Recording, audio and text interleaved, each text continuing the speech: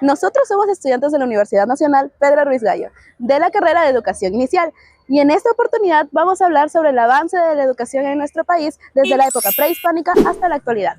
El objetivo de este video es comprender de manera crítica cómo los contextos históricos, sociales y políticos han determinado quiénes accedían a la educación, cómo se educaban y con qué finalidad lo hacían, evidenciando que este proceso no ha sido igual para todos, ya que en ambos sectores fueron diferentes. A lo largo de la historia, la educación en el Perú no ha sido igual para todos. Esta estaba marcada por muchas desigualdades, y conocer cómo se fue dando todo este proceso nos ayuda a entender mejor los problemas educativos que vivimos hoy en día y por qué es tan importante buscar un cambio.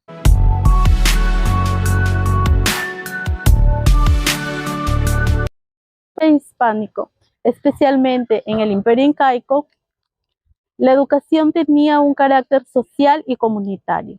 No existía un sistema escolar formal, sino formas de aprendizaje diferenciadas según el rol que cada persona cumplía en la sociedad. Fue un sistema eminentemente práctico y clasista. A diferencia de hoy, no existía una escuela para todos, sino que el conocimiento se transmitía según el origen social y el rol que cada persona cumplía en la sociedad. Los hijos de la nobleza inca se educaban en lugares específicos, donde los amautas enseñaban historia, astronomía, lengua quechua y valores orientados al servicio del Estado.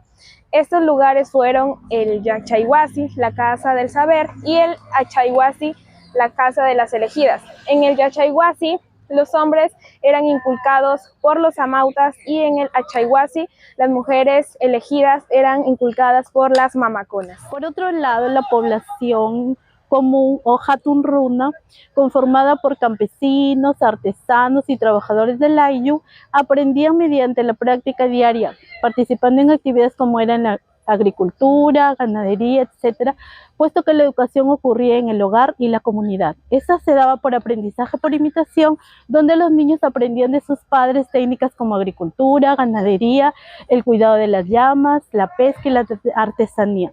Valores morales se avanzaban en 3 pilares: Amaqueya, no seas ocioso; Amasúa, no seas ladrón; y Amayuya, no seas mentiroso.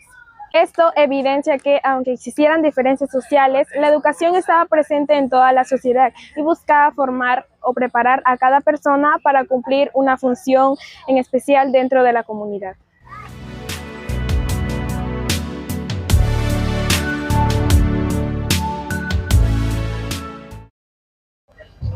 La educación en el Perú durante la etapa colonial fue un sistema diseñado para mantener el orden social y religioso, impuesto por la corona española, y se caracterizó por ser elitista, dogmática y profundamente religiosa.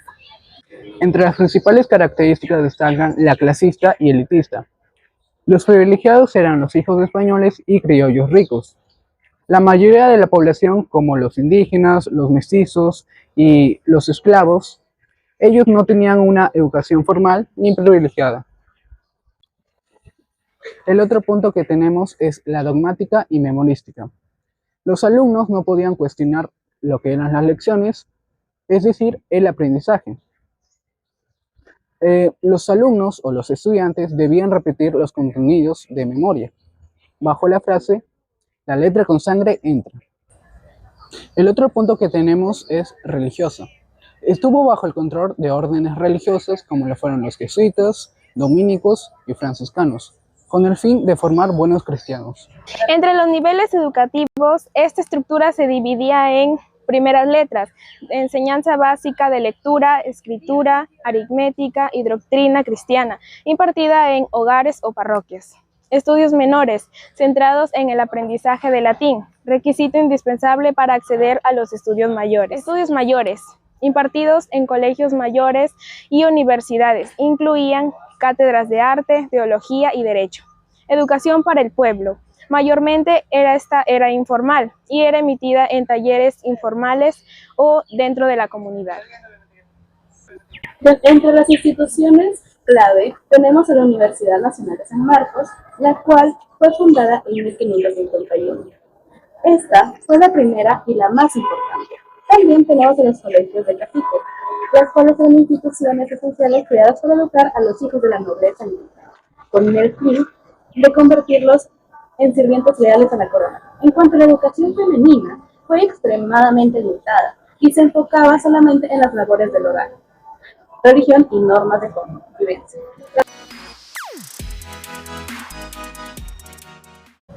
La transición de la colonia a la república no cambió la educación de la noche a la mañana, sino que fue un proceso lento donde intentaron cambiar el ideal religioso por el ideal ciudadano. A continuación, te voy a decir los pilares de la educación republicana.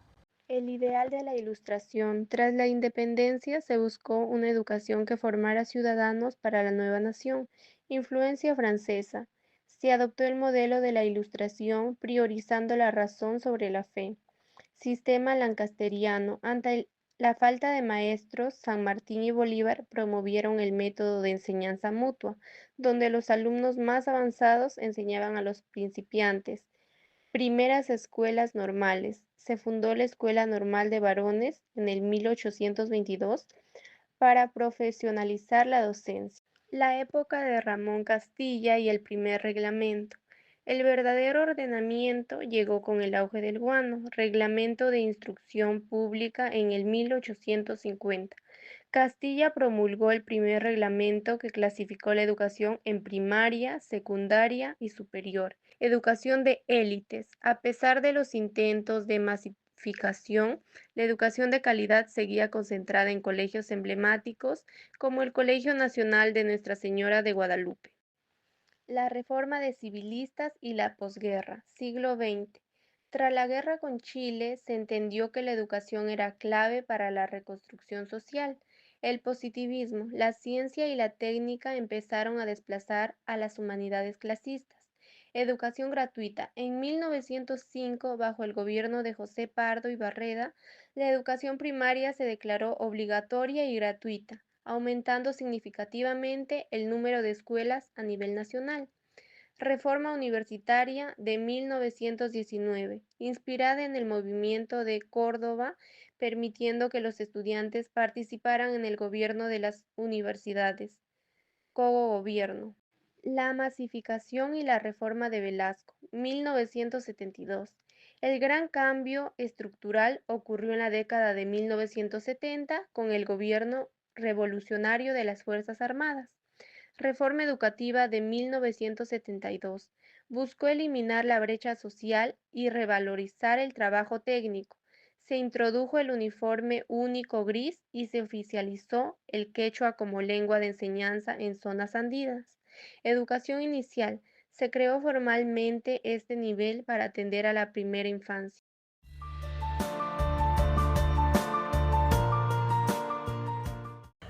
Durante el siglo XX se impulsaron reformas educativas importantes, como la reforma de 1972, impulsada durante el gobierno de Juan Velasco Alvarado, mediante la Ley General de Educación número 19.326. Es considerada la transformación más radical y ambiciosa de la educación peruana y de la actividad republicana. Aquí te detallo sus pilares fundamentales. El objetivo, el nuevo hombre peruano, basada en el pensamiento del filósofo Augusto Salazar Bondy. La reforma buscaba dejar atrás la educación memorística y colonial para formar ciudadanos con conciencia crítica, capaces de participar en el desarrollo económico y social del país. Cambios estructurales. Educación inicial. Se creó formalmente este nivel para atender a niños de 0 a 5 años, reconociendo la importancia de la estimulación temprana. Educación básica laboral. Se crearon los SEBA para adultos que no pudieron estudiar, vinculando el aprendizaje con el trabajo. Inclusión y lenguas originarias, que buscó democratizar el acceso a la educación y reconocer la diversidad cultural del país. Entre las reformas contemporáneas, en las últimas décadas, el sistema ha girado hacia un modelo de gestión por competencia y calidad, como lo son década de los 90, bajo el gobierno de Alberto Fujimori. Se priorizó la infraestructura escolar y se fomentó la inversión privada en educación mediante decretos legislativos. Y la Ley General de Educación, 2003, la ley número 28.044, actual rige el sistema. dividiéndolo en educación básica, regular, especial y alternativa y educación superior. En la actualidad, el enfoque hoy está en la digitalización y en recuperar los niveles de aprendizaje post-pandemia, supervisados por entidades como la SUNEDU para el nivel universitario. La educación en el siglo XXI se define por una transición del modelo tradicional de transmisión de conocimientos hacia uno centrado en el desarrollo de competencias dinámicas y el uso ético de la Los tecnología. pilares y competencias claves.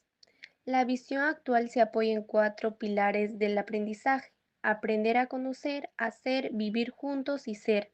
Para prosperar en un mercado laboral cambiante, los estudiantes deben dominar las 4 C: pensamiento crítico, resolución de problemas complejos y análisis de información; creatividad, fomentar la innovación desde edades tempranas; colaboración, capacidad de trabajar en equipos diversos y entornos digitales; comunicación, habilidades interpersonales y alfabetización mediática; ciencia y transformación digital 2025-2026. La educación ya no es un evento lineal, sino un proceso úbico y personalizado. Las tendencias actuales incluyen inteligencia artificial. En el 2026, la IA ha pasado de ser opcional a convertirse en la infraestructura pedagógica estándar, permitiendo personalizar el ritmo del aprendizaje y liberar tiempo docente para las tareas de orientación. Aprendizaje híbrido y experiencial, modelos que combinan la presencialidad con entornos virtuales y el aprendizaje basado en proyectos vinculados a retos del mundo real. Bienestar socioemocional. Se prioriza la salud mental, la empatía como requisito previo para el éxito académico. El nuevo rol del docente. El profesor deja de ser fuente única de información para transformarse en un guía y facilitador. Su labor se enfoca en curar contenidos de alta calidad en un mar de información digital, fomentar la conciencia ética y ecológica, diseñar experiencias de aprendizaje que utilicen la tecnología como un medio, no como un fin. Sin embargo, persisten desigualdades que afectan principalmente a los estudiantes de sectores pobres, como la infraestructura deficiente y el limitado acceso a tecnologías educativas. Hoy en día, la educación peruana sigue enfrentando grandes desafíos, sobre todo por la desigualdad social, que se nota claramente en las diferencias entre las zonas de las escuelas rurales y urbanas. Muchos estudiantes de comunidades rurales e indígenas continúan estudiando en condiciones precarias, lo que limita sus oportunidades de aprendizaje y desarrollo integral. Esto evidencia que no basta con garantizar el acceso a la escuela, sino que es necesario asegurar condiciones dignas y una educación pertinente para todos. El camino de la educación peruana nos muestra que las desigualdades educativas tienen raíces históricas profundas que aún no han sido superadas. Como futuras docentes, tenemos el compromiso de contribuir a una educación más justa, inclusiva y orientada a transformar la realidad social del país.